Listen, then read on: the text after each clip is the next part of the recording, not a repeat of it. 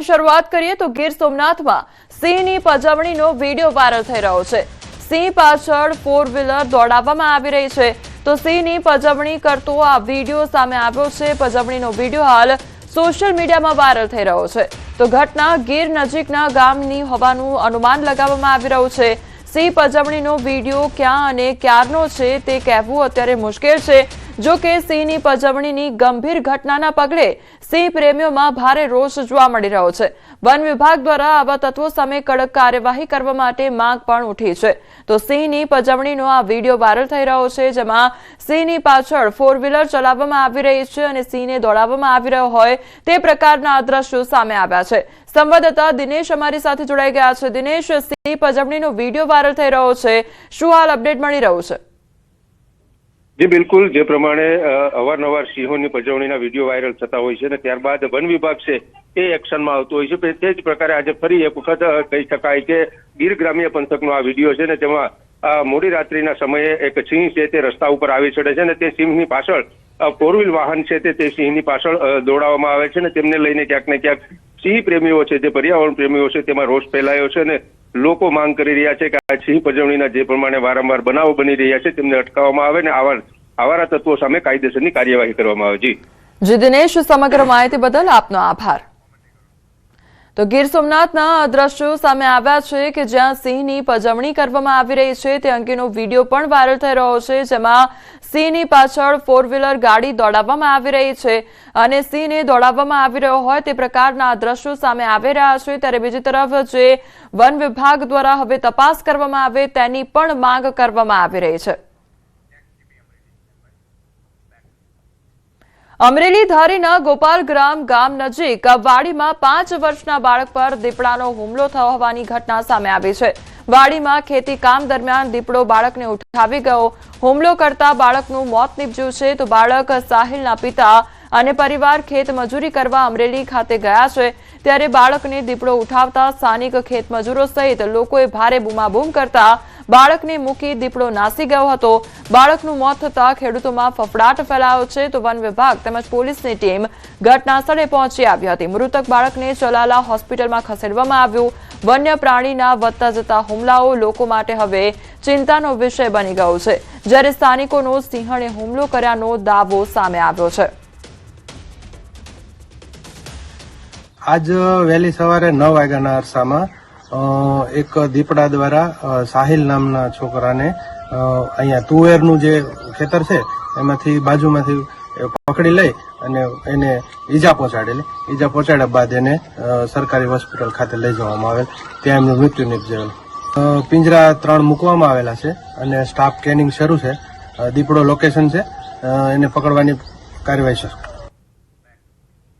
રાજકોટમાં ફરી એકવાર વેપારીઓ અને પાથરણાવાળા વચ્ચે ગણગણાટ શરૂ થઈ ગયો છે।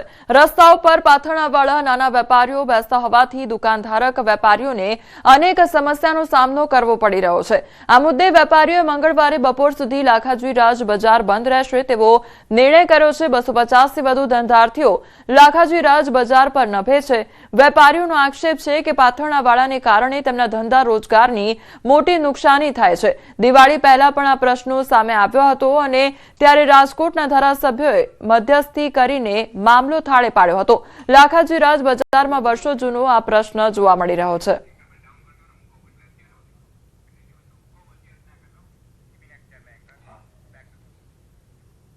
બનાસકાંઠાના જિલ્લાના અનેક ગામોમાં નર્મદાના નીર પહોંચતા ખેડૂતોમાં ખુશીનો માહોલ જોવા મળી રહ્યો છે પરંતુ હજુ પણ ઘણા ગામોમાં નર્મદાના પાણીથી વંચિત છે। વડગામ તાલુકાના ભરકાવડા, શેરપુરા, ચંગવાડા, કાણોદર અને ચાંગા જેવા ગામોમાં હજી સુધી પાઇપલાઇનનું સર્વે કે કામગીરી શરૂ ન થતા ખેડૂતોમાં ભારે રોષ જોવા મળી રહ્યો છે। વર્ષોથી સિંચાઈની આ સમસ્યા વેઠતા આ વિસ્તારના ખેડૂતોને પશુપાલન અને ખેતી કરવી પણ મુશ્કેલ બની છે।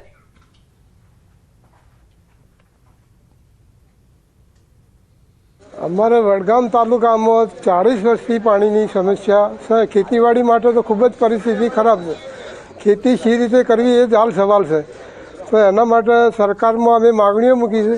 સરકારે અમારી માગણીઓ સ્વીકારીએ છે પણ હમણાં પાઇપલાઇનનું નંખાણી એમાં અમારા 5 ગામ બાજુ પાઇપલાઇન કોઈ આવી નથી। પાણી ખૂબ ઊંડા 800 છે ને જતા રહ્યા છે। બોર નવા કરે ફેલ જોઈ છે અને એટલી પરિસ્થિતિ અમારા વડગામ તાલુકામાં ભરકાવાડામાં તો એટલી પરિસ્થિતિ વડગામમાં છે કે કંઈ ન પૂછો વાત. કંઈ કૂવા છૂટી ગયા, ઢોરે બીજે જ પહોંચ્યું, બીજાના બોછી ટેન્કરેથી પહોંચ્યું. આ પરિસ્થિતિ હાલ ચાલે છે અને સરકાર ભરવાનું કર્યું હતું પણ અમારું ગામ વંચિત છે. તો બીજી તરફ પોતાના ગામોના તળાવો ભરવાની માંગ સાથે ભરકાવડા ગામના ખેડૂતોએ પંચાયત પાસે એકઠા થઈ સૂત્રોચ્ચાર સાથે વિરોધ નોંધાવ્યો હતો. બાકી રહી ગયેલા ગામોમાં સરકાર તાત્કાલિક પાઇપલાઇન નાખી તળાવો ભરે તેવી પણ માંગ કરવામાં આવી રહી છે.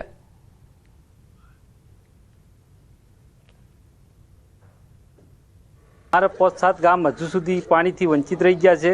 કોઈ પાઇપલાઇનની જોગવાઈ હજુ કરવામાં આવી નથી. તો અમારી સરકારશ્રીને વિનંતી છે કે જે એ પાણી તળાવો ભરાય એ રીતે અમારા આજુબાજુના 5 ગામોમાં પાઇપલાઇનથી પાણી જલ્દીમાં જલ્દી ભરાય એવી અમારી સરકારશ્રીને વિનંતી. પણ સરકારશ્રીએ જો આવી રીતે ગામના આજુબાજુના ગામડાઓમાં તળાવ અને ઉમરદસ્તી નદીમાં પાણી નાખવાની જે યોજનાની વચ્ચે જાહેરાત કરવામાં આવી હતી, 127 કરોડની જે બળવંતસિંહ સાહેબે રજૂઆતના આધારે જાહેરાત કરી, પણ એના પછી કોઈ કામગીરી આ બીજા ગામોમાં પાણી છોડવામાં પણ અમારા જે 5 ગામ છે વંચિત રહી ગયા છે.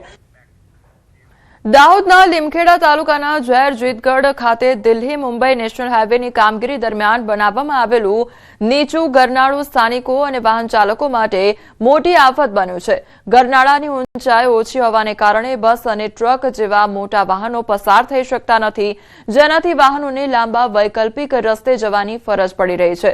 અનેક વાહનો ફસાવાની અને અકસ્માતની ઘટનાઓ બાદ પણ તંત્ર દ્વારા કોઈ યોગ્ય પગલાં લેવામાં ન આવતા સ્થાનિકોમાં ભારે રોષ જોવા મળી રહ્યો છે. સ્થાનિકોએ વહેલી તકે ગરનાળાની ઊંચાઈ વધારીને સમસ્યાનો કાયમી ઉકેલ લાવવાની માંગ પણ કરી છે. ફૂલપરીથી ઉસરાપાડા અને દાહોદને મળતો આ રસ્તો છે. જો આ રસ્તાની અંદર ગરનાળું બનાવેલું છે, નીચાણ ભાગમાં બનાવેલું છે. એમાં અમારે મોટી એસટી બસ અથવા બોરની ગાડી, મોટી સિમેન્ટની ગાડી અથવા અનેક જે બી સામગ્રીની વસ્તુ જીવન જરૂરિયાત પૂરતી સામાન્ય જરૂરિયાતની જે સિમેન્ટ લોખંડની ગાડી એવી લાવવાની હોય તો અમને બહુ જ તકલીફ પડે છે. તો અડધા ખેતરો આમ છે અને અડધા ખેતરો આ બાજુ છે. તો ઘાસ લઈ જવાનામાં લાવવામાં બી બહુ પ્રોબ્લેમ થાય છે, અડી જાય છે. વધતામાં ગાડીઓ જે સિમેન્ટની ગાડીઓ આવે છે, રેતીની ગાડીઓ આવે છે, અન્ય કોઈ બી મતલબ મોટો વાહનો નીકળે ત્યાંના બહુ જ પ્રોબ્લેમ થાય છે. અને આ વાત મતલબ 2 થી 3 વાર આવેદનપત્રો બી આપી દીધા છે, પણ આનું કોઈ જ એક્શન લેવામાં આવતું નથી. દાહોદ જિલ્લાની અંદર દિલ્હી મુંબઈ કોરિડોર હાઈવે જ્યારથી અસ્તિત્વમાં આવ્યો ત્યારથી લઈને જ વિવાદમાં ચાલી રહ્યો છે. ઝાલોદ તાલુકાના 14 ગામોમાં તો જે વિરોધ ચાલતો જ હતો, પરંતુ હવે કહી શકાય કે લીમખેડા અને જીતગઢ સહિત જે 15 ગામોને અગવડ પાડતું એક નવી સમસ્યા કોરિડોર દ્વારા ઊભી કરવામાં આવી છે. હાલ જે દ્રશ્યોમાં જોઈ રહ્યા છો તે પ્રમાણે જે આ જે અંડરપાસ બનાવવામાં આવ્યું છે કોરિડોર હાઈવે દ્વારા, જે કહી શકાય કે જે ઝેર જીતગઢ આમની અંદર આવેલું છે, પરંતુ જે અહીંયા મોટા વાહનો છે તે પસાર થઈ શકતા નથી. ઉપર જે છે હાઈટ નાની હોવાના કારણે ઘણીવાર મોટી એસટી બોરવેલની ગાડીઓ હોય કે પછી માલ સામાન ભરીને આવતા ટ્રક આઈસર હોય તે અત્યારે અહીંયાથી પાસ થઈ શકે તેવું નથી. આપ જે શાયદ દ્રશ્યોમાં જોઈ પણ શકો છો કે ત્યાંથી ઘસડાઈને બહાર નીકળતા હોય તેવું પણ લાગી રહ્યું છે. તેના કારણે દિલ્હી મુંબઈ કોરિડોર હાઈવેના જે કહી શકાય કે સુરક્ષાને પણ હાલ એક મોટો સવાલ ઊભો થવા પામ્યો છે. કારણ કે જો આ ગરનાળાની અંદરથી આ જ રીતે વાહનો પસાર થાય તો તે ઉપરની છત છે તે ધરાશાયી થઈ શકે તેવું ભવિષ્યની અંદર લાગી રહ્યું છે. ત્યારે હાલ ગ્રામજનો એક માંગ કરી રહ્યા છે કે આ જે અંડરપાસ છે તેને કાં તો હાઈટ વધારવામાં આવે અથવા તો તેનો યોગ્ય નિકાલ કરવામાં આવે. કારણ કે જે વાહનો છે મોટા વાહનોને અત્યારે 15 થી 20 ગામોની અંદર જવા માટે 15 થી 20 કિલોમીટર દૂર સુધી ફરીને આવવાની પણ ફરજ પડી રહી છે. સૌરભ ગેહલોત, ન્યૂઝ 18 ગુજરાતી, દાહોદ. આગળ વાત કરીશું ઠંડી વિશે.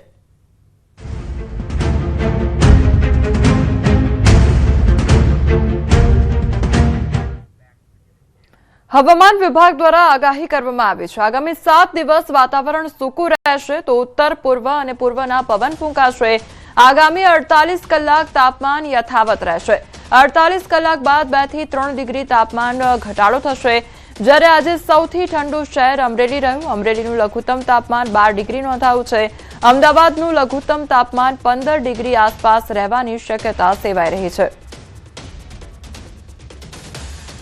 आने वाले 7 दिनों के लिए गुजरात स्टेट के सारे डिस्ट्रिक्ट कवर हैं जिसमें ड्राई वेदर प्रिवेल करेगा और मिनिमम टेम्परेचर की बात करेंगे तो आने वाले 48 आवर के लिए मिनिमम टेम्परेचर नो लार्ज चेंज में रहेगा। उसके बाद 2 से 3 डिग्री की गिरावट का पूर्वानुमान है।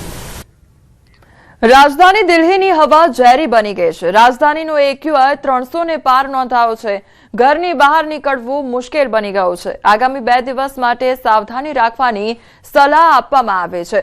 તો દિલ્હીની હવા દિવસે ને દિવસે પ્રદૂષિત બનતી જઈ રહી છે અને લોકોને સાવધાન રહેવા માટે અપીલ પણ કરવામાં આવી રહી છે। લોકોને શ્વાસ લેવામાં એક તરફ તકલીફનો સામનો કરવો પડી રહ્યો છે, કારણ કે એક્યુઆઈ વધતો જઈ રહ્યો છે, લગભગ 300 ને પાર પહોંચી ચૂક્યો છે।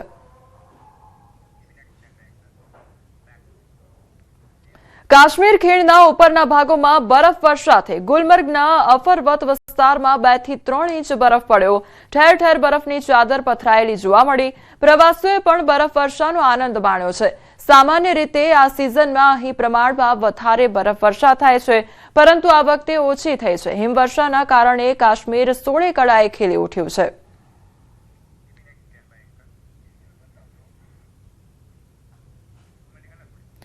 તો જમ્મુ કાશ્મીરના દ્રશ્યો સામે આવ્યા છે કે જ્યાં બરફ વર્ષા થઈ છે, તો જાણે સફેદ ચાદર પથરાઈ હોય તે પ્રકારના દ્રશ્યો જોવા મળી રહ્યા છે। બીજી તરફ પ્રવાસીઓ પણ મોટી સંખ્યામાં અહીંયા પ્રવાસ માટે આવતા હોય છે। ગુલમર્ગના અફરવતના દ્રશ્યો સામે આવ્યા છે કે જ્યાં ભારે બરફ વર્ષા થઈ છે, તો પ્રવાસીઓ પણ આનંદ માણતા નજરે પડી રહ્યા છે।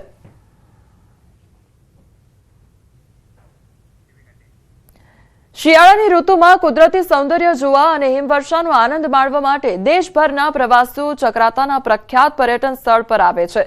સામાન્ય રીતે ચક્રાતાની શાંત ખીણોમાં નવા વર્ષ અને નાતાલની ઉજવણી માટે પ્રવાસીઓની સંખ્યામાં વધારો જોવા મળે છે।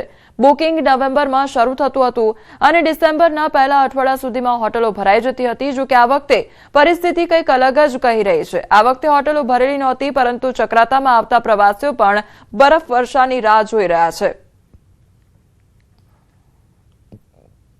चक्राता में अच्छा लग रहा है, हिल स्टेशन बढ़िया है। और भी हिल स्टेशन गए हैं, बढ़िया अच्छा लगा, शांत है एकदम, भीड़ भाड़ नहीं है। मेन बात ये है, सुनने में तो हमने प्लान ही ऐसा बनाया था कि इस टाइम बर्फबारी होगी, बट हमें बर्फबारी दिखी नहीं अभी तक। हम भी सोच रहे शायद कल तक हम बर्फबारी में मिल जाए, कल तक और हमारा कल का समय जाने का। अच्छा लग रहा है, ठंड भी बहुत है। अब देखते हैं आगे, कल हम घूमने जाएंगे आगे और पॉइंट्स पर। टाइगर फॉल है वहाँ पे, देखते हैं कैसा फील होता है। बर्फबारी आई होप कल हो जाए, क्योंकि बोल रहे हैं कि आज या कल में हो जानी चाहिए थी। अब देखते हैं कल तक अगर हो जाए तो बेटर है। हाँ जी, फैमिली के साथ आए हैं। टाइगर फॉल और 1-2 पॉइंट और बताए हैं हमें, तो अब देखते हैं, अब कल जाएंगे हम, उसके बाद पता चलेगा कैसा है हिल स्टेशन।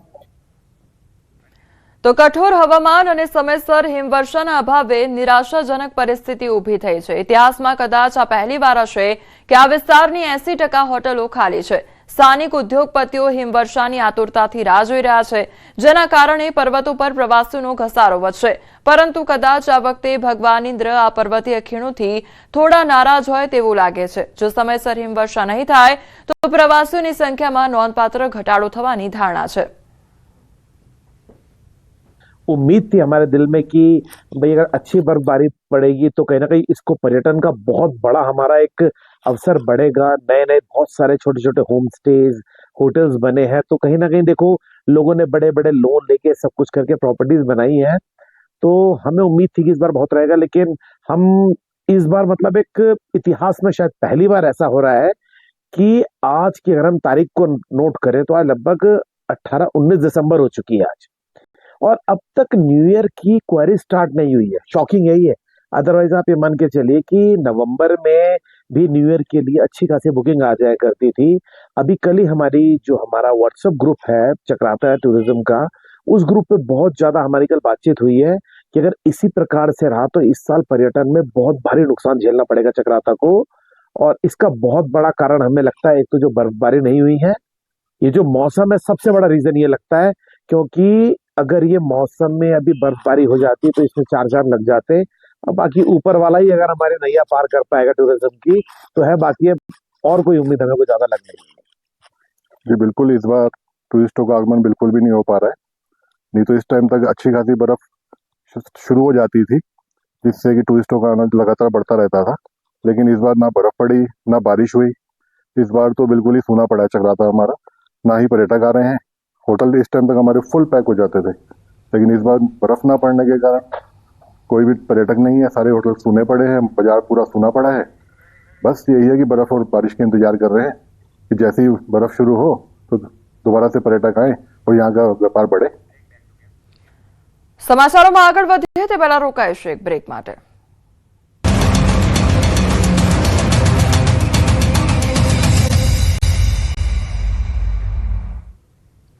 બ્રેક બાદ આપનું સ્વાગત છે। સમાચારમાં આગળ વધીએ તો બનાસકાંઠાના પાલનપુરમાં યુવકની હત્યાનો મામલો સામે આવ્યો છે।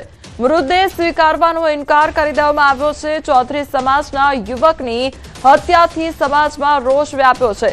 સમાજના લોકો પાલનપુર સિવિલમાં એકત્રિત થયા છે। આરોપી ન ઝડપાય ત્યાં સુધી મૃતદેહ સ્વીકારવાનો ઇનકાર કરવામાં આવ્યો છે। ભાર્ગવ મંડોરા નામના શખ્સને મંડળી રચી હત્યા કરી હોવાના આક્ષેપ થઈ રહ્યા છે। 24 લોકો સામે ફરિયાદ દાખલ કરાઈ છે। પોલીસ દ્વારા ત્વરિત આરોપીને ઝડપી પાડવામાં આવે તેવી સમાજની માંગ પણ ઉઠી છે। સંવાદદાતા કિશોર અમારી સાથે જોડાઈ ગયા છે। કિશોર, યુવકની હત્યાનો મામલો સામે આવ્યો છે, હાલ કયા પ્રકારની પરિસ્થિતિ? ચોક્કસથી પાલનપુર અમદાવાદ હાઈવે પર ખાનગી હોટલ પાસે પૈસાની લેતી દેતી મામલે યુવકની હત્યા થઈ હોવાનું અત્યારે તો ચર્ચાઈ રહ્યું છે। ખાનગી હોટલના પાલન નજીક બે યુવક પર જીવનલેણ હુમલો કરવામાં આવ્યો હતો અને જેમાં એક યુવકનું મોત નીપજ્યું છે, જ્યારે એક યુવક ગંભીર રીતે ઘાયલ છે। ગત રાત્રે અચાનક 10 થી વધુ લોકોના ટોળાએ બંને યુવક પર હથિયાર વડે હુમલો કરીને ગંભીર ઈજાઓ પહોંચાડી હતી અને જેમાં એક યુવકનું મોત નીપજ્યું છે અને તે યુવકની હત્યા થઈ છે। હુમલો કરીને થોડી જ વારમાં હુમલાખોરો નાસી છૂટ્યા હતા અને મૃતદેહને પીએમ અર્થે પાલનપુર સિવિલ હોસ્પિટલમાં ખસેડાયો હતો। ત્યારે પશ્ચિમ પોલીસની ટીમે આરોપીઓને પકડવા માટે કામે લાગી ગયા છે। મહત્વની વાત તો એ છે કે ચૌધરી સમાજના યુવકની હત્યા થતા સમાજની અંદર અત્યારે રોષ જોવા મળી રહ્યો છે અને મૃતદેહ સ્વીકારવાનો ઇનકાર કરતા પોલીસ ટીમ પણ ઘટના સ્થળે પહોંચી છે અને પોલીસ દ્વારા 24 લોકો સામે ગુનો દાખલ કરાયો છે અને આરોપીઓને શોધવા માટે પોલીસોએ ચક્રો ગતિમાન કર્યા છે। ઘટનાના વિસ્તાર સહિતના આજુબાજુના સ્થળોના સીસીટીવી ફૂટેજ પણ પોલીસ અત્યારે એકત્રિત કરી રહી છે અને ઘટનાને લઈને એલસીબી, એસઓજી સહિત અલગ અલગ ટીમો બનાવીને આરોપીની તપાસ પણ હાથ ધરવામાં આવી છે। જી કિશોર, પાલનપુર સિવિલ ખાતે પરિવારજનો પહોંચ્યા છે, સમાજના લોકો પહોંચ્યા છે, એટલે ત્યાં આગળ અત્યારે કયા પ્રકારની પરિસ્થિતિ છે? પરિવારજનો દ્વારા શું વાતચીત મૂકવામાં આવી છે? પરિવારજનો સાથે સમાજના મોટી સંખ્યામાં લોકો પણ ત્યાં પહોંચ્યા છે। પરિવારજનો તેમજ ચૌધરી સમાજના લોકોની માંગ છે કે જેટલા સુધી આરોપી નહીં પકડાય તેટલા સુધી અમે મૃતદેહનો સ્વીકાર કરીશું નહીં। અત્યારે તો પોલીસ ઉપર પ્રેશર જે સમાજના લોકો બનાવી રહ્યા છે અને માંગ કરી રહ્યા છે કે તાત્કાલિક જે છે તે હત્યા કરનાર આરોપીઓને ઝડપી લેવામાં આવે। પોલીસે પણ અત્યારે 24 લોકો સામે ફરિયાદ દાખલ કરીને અલગ અલગ સીસીટીવી અલગ અલગ વિસ્તારોના સીસીટીવી ફૂટેજ પણ ખંગાળી રહી છે।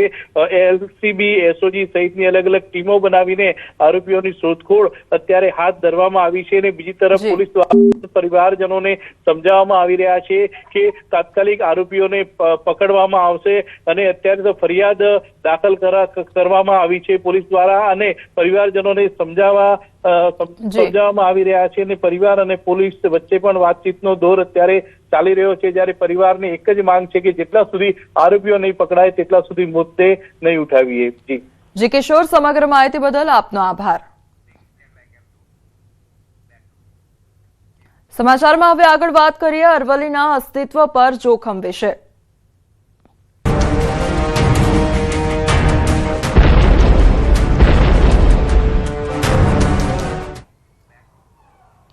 ભારતની સૌથી જૂની અરાવલી પર્વત શ્રેણીના અસ્તિત્વ પર હવે જોખમ ઊભું થયું છે, જેના કારણે પ્રજામાં રોષ ફેલાયેલો છે। અરવલ્લી પર્વતમાળા રાજસ્થાન, ગુજરાત, હરિયાણા અને દિલ્હી વિસ્તાર સુધી 692 કિલોમીટરમાં ફેલાયેલી છે। આ પર્વતોમાં વિવિધ ઔષધીય અને આયુર્વેદિક ગુણ ધરાવતા છોડ મળતા આવ્યા છે, જે અનેક બીમારીઓના ઉપચારમાં ઉપયોગી છે। સુપ્રીમ કોર્ટે અરવલ્લીની નવી વ્યાખ્યા માન્ય કરી છે, જેમાં 100 મીટરથી ઊંચી પહાડીઓ જ અરવલ્લીનો ભાગ ગણાશે અને નવા ખાણકામ પર પ્રતિબંધ લાગશે, જ્યારે અગાઉના નિયમિત ખાણકામ નિયમો અનુસાર ચાલુ રહી શકે છે। સિરોહી વિસ્તારની અરવલ્લી માત્ર પર્યાવરણ માટે જ નહીં પરંતુ સ્થાનિક આદિવાસીઓ માટે આધ્યાત્મિક મહત્વ પણ ધરાવે છે। અહીંના લોકોએ પર્વતોની સંરક્ષણમાં જીવન પસાર કર્યું છે અને શુદ્ધ હવા માટે પ્રયત્નો કર્યા છે। આ પગલા બાદ અરવલ્લીની સુરક્ષા અને ખાણકામ અંગે તંત્રની કામગીરીને લઈને જનતા અને સ્થાનિક લોકોમાં चिंता व्यापी गई है। कोर्ट के फैसले के बाद में अरावली पर्वत श्रृंखला को 100 मीटर से ऊंची जो होती है उसे ही अरावली पर्वत श्रृंखला माना जाएगा। इसको लेकर जो है अब जो है अरावली बचाने की मुहिम चली जा रही है। लेकिन इन अरावली की पहाड़ियों की बात की जाए तो राजस्थान व गुजरात सीमा से सटी हुई ये पिछले 2.5 करोड़ वर्ष पुरानी जो है ये पर्वत श्रृंखला है और इन पर्वत श्रृंखला को बचाने के लिए कहीं जो है मुहिम चलाई जा रही है। लेकिन इन पर्वत श्रृंखलाओं की बात की जाए तो यह पर्वत श्रृंखला जो है सिर्फ पत्थर ही नहीं, कई औषधियों का भंडार भी कहा जाता है। यहाँ पर तुलसी, गिलोय और कहीं औषधियां भी जो है इन प्राकृतिक वादियों में जो है मिलती हैं। आपको बता दें ये पर्वत श्रृंखला जो है सिरोही और गुजरात को जोड़ने वाली पर्वत श्रृंखला भी कहा जाता है। और सिरोही में बात की जाए तो इन पहाड़ों को जो है लोग जो है आध्यात्मिक रूप से पूजते भी हैं, क्योंकि यह पर्वत श्रृंखला जो है सिर्फ पर्वत श्रृंखला न होकर यहाँ के आदिवासी लोगों के लिए भाकर देवता के रूप में इनको पूजते हैं और इनका संरक्षण करते हैं और पिछले लंबे समय से इनकी गोद में ही बसते आ रहे हैं। लेकिन कोर्ट के आए इस फरमान के बाद में अब लोगों की चिंताएं जो है बनी हुई है। लोग जो है कई भ्रामक प्रचार भी किए जा रहे हैं और लेकिन देखने वाली बात यह है कि इन प्राकृतिक जो है वादियों और पहाड़ियों की श्रृंखला को कैसे बचाया जाए, इसको लेकर जो है कई जगह मुहिम चलाई जा रही है। वहीं इस कोर्ट के फैसले के बाद में देखने वाली बात यह है कि अभी आगे क्या होगा वह तो आने वाले समय बता पाएगा। लेकिन अरावली पर्वत श्रृंखला की गोद में ये तमाम और लाखों किस्म की पाई जाने वाली औषधियां जो है उनका क्या होगा वह तो आने वाला समय बता पाएगा। कैमरा पर्सन के साथ में न्यूज 18 के लिए प्रतीक सोलंकी, सिरोही, राजस्थान। हाल समाचारों में बस आटलू ज। વધુ સમાચાર માટે આપ જોતા રહો ન્યૂઝ 18 ગુજરાતી। નમસ્કાર।